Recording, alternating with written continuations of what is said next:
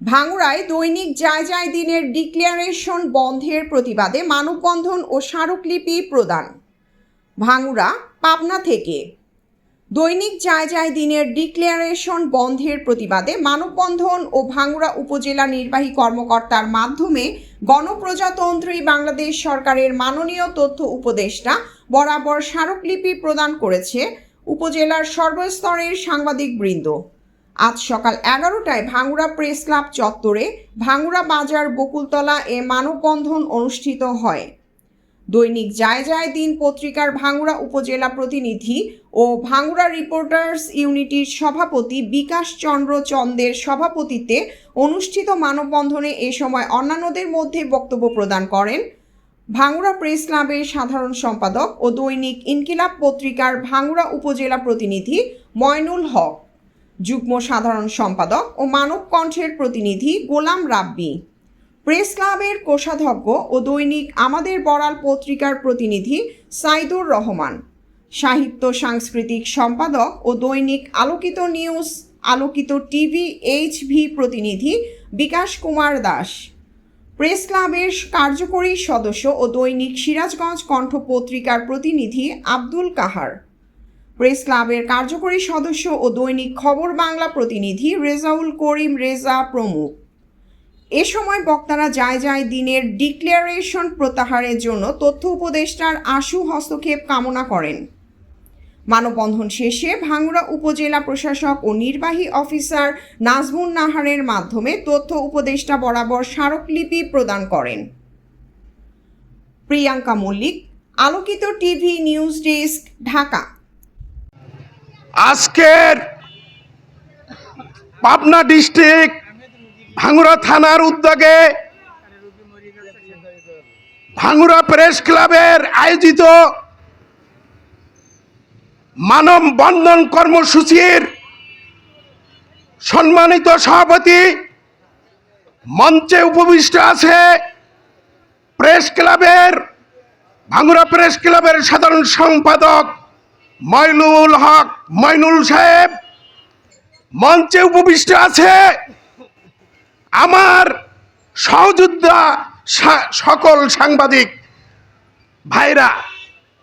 আজকে অত্যন্ত পরিতাপের বিষয়, একজন ভূমিদস্যু, একজন অবৈধ সাংবাদিক যায় দিনের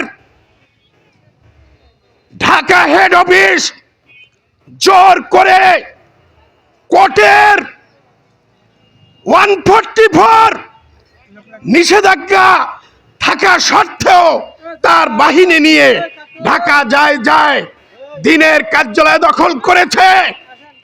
আই হ্যাভ নোটিস দ্য প্রধান উপদেষ্টা, তথ্য উপদেষ্টাকে আমি বলতে চাই, দেশে কি আইনের শাসন নেই?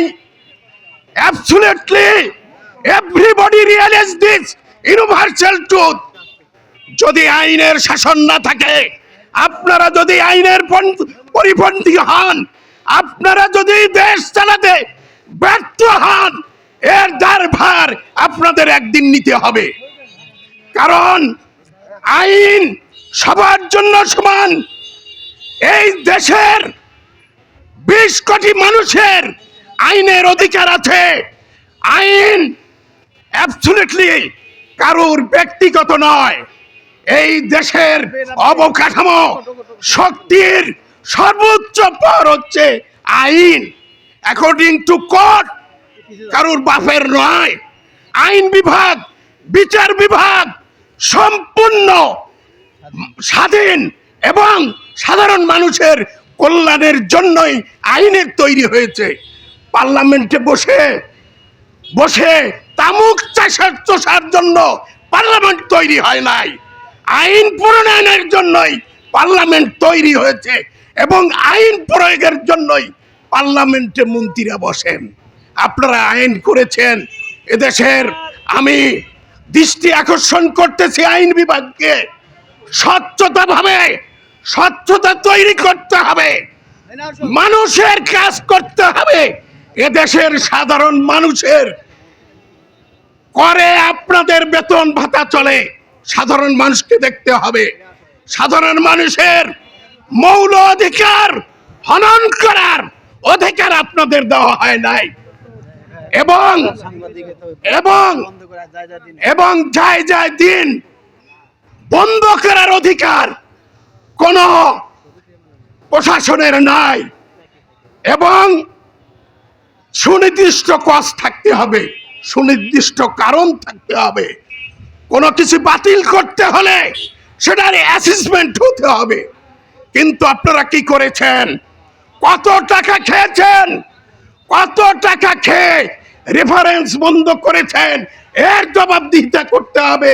প্রয়োজন পড়লে আমরা সকল সাংবাদিক ঢাকা মুখে লং মার্চ পালন করব এবং ঢাকাতে অসহযোগ আন্দোলন গড়ে তুলব, এবং এই শফিক রেহমানকে গ্রেফতার করতে হবে।